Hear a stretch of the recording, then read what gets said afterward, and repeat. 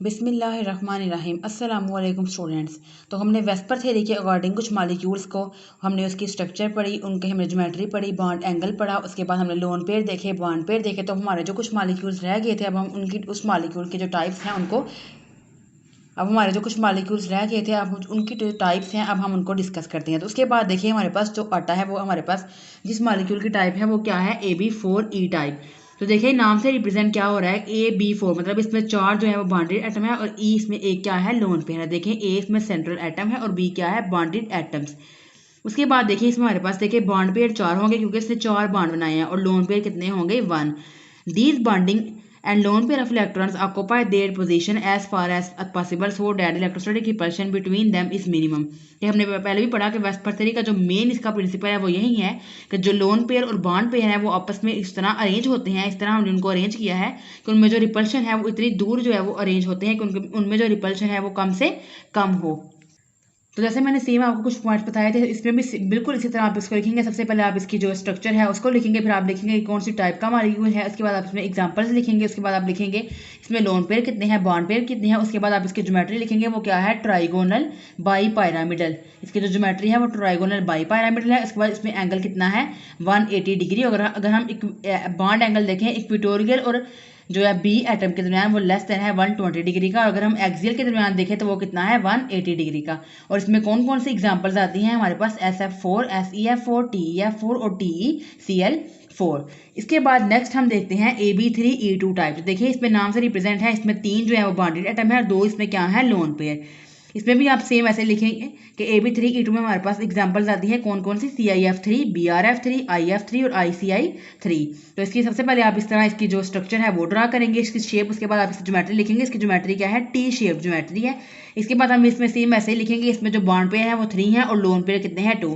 और इसमें भी जो लोन पेयर और बॉन्ड पेयर है वो इस तरह अरेंज हुए हुए हैं स्पेस में कि उनमें जो रिपल्शन है वो कम से कम हो। इनमें भी अगर हम देखें तो जो बॉन्ड एंगल है बिटवीन 2 एक्सियल बी एटम्स में वो लेस देन 180 डिग्री है, और अगर हम देखें इक्वेटोरियल और एक्सियल एटम में तो हमारे पास कितना है, 90 डिग्री। उसके बाद जो हमारे पास टाइप है वो कौन सी है, AB2E3। देखिए नाम से रिप्रेजेंट हो रहा है कि इसमें 2 क्या है, बॉन्डेड एटम्स हैं और 3 इसमें क्या है, लोन पेयर। देखिए इसमें भी A जो है वो सेंट्रल एटम होगा, B इसमें क्या होंगे, इसके साथ जो आगे से फर्दर जितने बॉन्ड हैं वो अटैच हैं। तो देखिए इसमें कौन कौन सी एग्जांपल्स हमारे पास आती हैं, XeF2 और I3 नेगेटिव। ये सारी किसमें आती हैं, AB2E3 में। तो देखें इसमें भी सेम आप ऐसे ही लिखोगे कि इसमें हमारे पास जो बॉन्ड पेयर हैं वो 2 हैं और लोन पेयर कितने हैं, 3। और ऐसे भी इसमें भी सेम आप लिखोगे कि bonding lone pair, bonding electron pair और लोन पेयर इस तरह उनकी पोजीशन ऑक्युपाई करते हैं कि उनमें जो रिपल्शन है वो कम से कम हो। इसमें भी देखें सेम आप ऐसे लिखेंगे, इसमें भी जो एंगल होगा वो हमारे पास कितना है, 180 डिग्री का। और इसमें सेम इसमें भी आप ऐसे ही लिखेंगे, सबसे पहले आप इसकी ज्योमेट्री शेप ड्रा करेंगे, इसके बाद आप इसकी ज्योमेट्री लिखेंगे, देन उसके बाद आप इसमें बॉन्ड एंगल लिखेंगे, लोन पेयर लिखेंगे और बॉन्ड पेयर लिखेंगे। इसके बाद अब हमारे पास जो नेक्स्ट एग्जांपल है वो हमारे पास क्या है, AB6 टाइप। तो देखिए नाम से रिप्रेजेंट हो रहा है, इसमें कोई भी लोन पेयर नहीं है। इसमें 6 के 6 क्या है, बॉन्डेड एटम, जो A सेंट्रल एटम के साथ क्या है, B फर्दर आगे से जो एटम्स हैं वो अटैच हैं। इसमें देखें बॉन्ड पेयर 6 है और लोन पेयर इसमें क्या है, 0। तो इसमें भी जो बॉन्डिंग इलेक्ट्रॉन पेयर्स हैं वो इस तरह ऑक्युपाई करते हैं पोजीशन कि उनमें जो रिपल्शन है वो कम से कम हो। इनमें हमारे पास जो एंगल आता है वो हमारे पास कितना है, जो बॉन्ड एंगल है वो इक्वल टू 90 डिग्री है।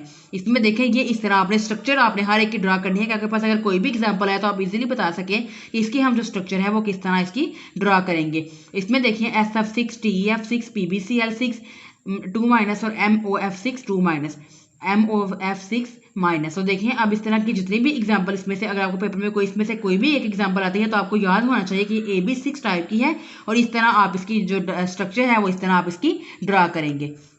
इसके बाद देखिए जो नेक्स्ट एग्जांपल है वो है AB5E टाइप। देखिए इसमें नाम से रिप्रेजेंट हो रहा है कि AB5 5 इसमें क्या है, बॉन्ड पेयर और एक इसमें क्या है, लोन पेयर। तो इसमें भी जो बॉन्डिंग इलेक्ट्रॉन पेयर और जो लोन पेयर है वो इस तरह आप ऑक्युपाई करते हैं अपनी पोजीशन को कि उनमें जो रिपल्शन है वो कम से कम हो।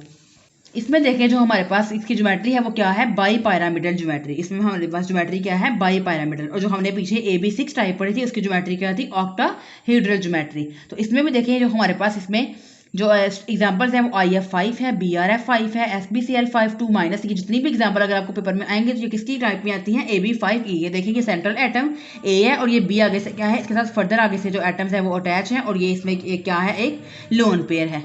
जो हमारे पास AB5E टाइप है, इसमें हमारे पास जो इसकी ज्योमेट्री है वो क्या है, स्क्वायर पायरामीटर। ये ज्योमेट्रीज और उसके बाद बॉन्ड एंगल, उसके बाद लोन पेयर, बॉन्ड पेयर, तो आपको नाम से रिप्रेजेंट हो जाएगा कि इसमें कितने लोन पेयर हैं और कितने बॉन्ड पेयर हैं। इसके बाद आपने स्ट्रक्चर, ये आपने जो 3-4 चीज़ें हैं ये मस्ट आप लोगों ने याद रखनी है। इसके बाद जो नेक्स्ट टाइप है वो है AB4E2। देखिए इसमें 4 क्या है, बॉन्डेड जो बॉन्ड पेयर है, और 2 इसमें क्या है, लोन पेयर। देखिए इसमें 4 बॉन्ड पेयर है और 2 इसमें क्या है, लोन पेयर। ए क्या होती है, सेंट्रल एटम, और आगे से B4, B क्या है इससे, जो आगे से फर्दर इसके साथ जो एटम्स है वो अटैच होंगे। तो इसमें देखिए सेम वही लाइन है कि जो बॉन्डिंग इलेक्ट्रॉन पेयर है और जो लोन पेयर है इस तरह ऑक्युपाई करते हैं पोजीशन के, इनमें जो रिपल्शन है वो कम से कम हो। इसके बाद देखिए इसकी ज्योमेट्री क्या है, स्क्वायर प्लेनर ज्योमेट्री है हमारे पास। तो इसमें कौन कौन सी एग्जांपल्स आती हैं, ICI4 नेगेटिव, BRF4 नेगेटिव और XGF4। तो देखिए इस तरह आप इसकी जो स्ट्रक्चर है वो आप इस तरह ड्रा करेंगे इसकी, और इनमें जो एंगल है वो कितना है, 90 डिग्री। बॉन्ड एंगल कितना है हमारे पास, 90 डिग्री। और इसमें से अगर जो भी एग्जाम्पल्स आएंगी वो किसकी टाइप की होंगी, AB4E2 टाइप के। तो आज हमारा जो वेस्पर थ्योरी का पोर्शन है वो कंप्लीट हो चुका है।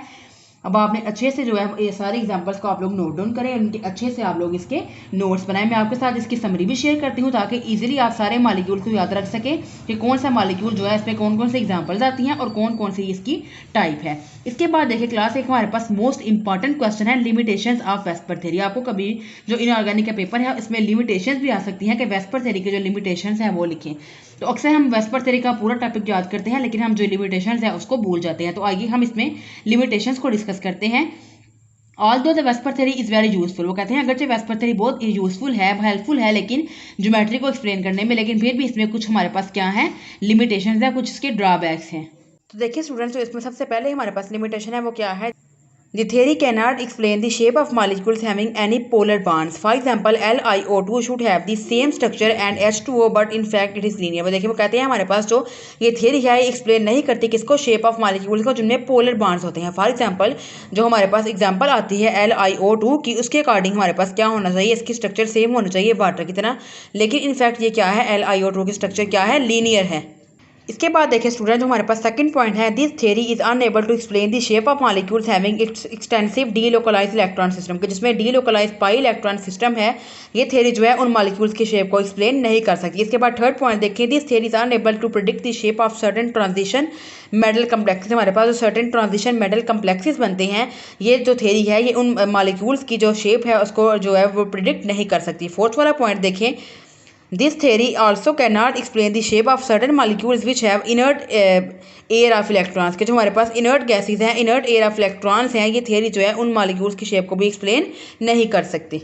तो स्टूडेंट्स ये हमारे पास कुछ लिमिटेशंस थी वेस्पर थ्योरी के, जो हमारे पास लिमिटेशंस हैं इनको आपने इन सारी जो लिमिटेशंस हैं इनको अच्छे से याद करना है, क्योंकि हमें इनऑर्गेनिक के पेपर में सम टाइम जो है वो लिमिटेशंस भी आ सकती हैं कि वेस्पर थ्योरी की लिमिटेशंस पे नोट लिखें। तो आज हमारा वेस्पर थ्योरी का टॉपिक कंप्लीट हो चुका है। अगर आप लोगों को इस टॉपिक में कोई भी कन्फ्यूजन है, किसी भी चीज़ में कोई प्रॉब्लम है, तो आप लोग मुझे कमेंट सेक्शन में कमेंट कर सकते हैं।